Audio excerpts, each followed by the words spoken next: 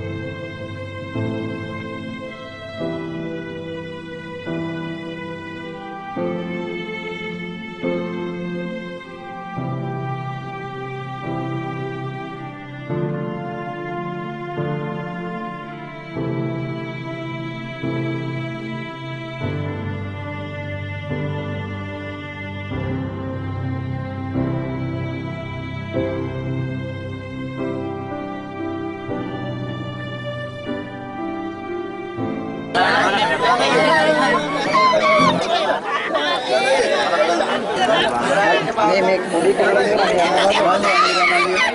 ඔය ඒක තමයි